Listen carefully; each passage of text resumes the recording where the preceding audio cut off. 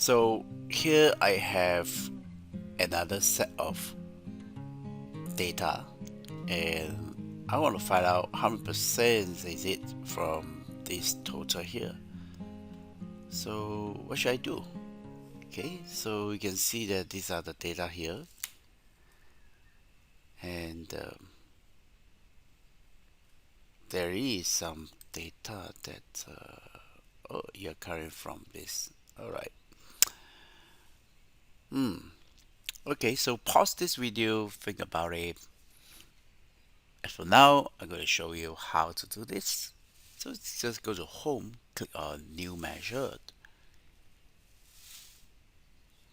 and so over here, just put it that oh, okay. So O head count. So how do you create the O head count? Use the calculate function and key in the sum function, right? So before that, you should have a head count total. So uh, if you don't have, it's also okay, right? Just get enter this, then you click on this the head count. So do we have the head count idea? Let's stick it here, T training. Yep, and head count. Looks like head count is a measure. All right, so we don't need this. We already have the head count.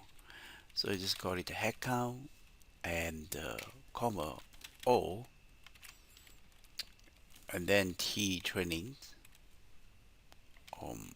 It's all we need, and enter. So we now have the O head count, and you can always change it back to another table here. Okay, so now just drag this over here, and you should be 27, 37, 37. Yes, right. So you see that 37, 37.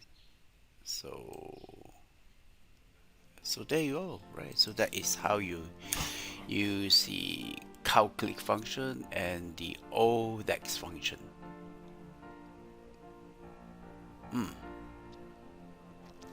Thanks for watching.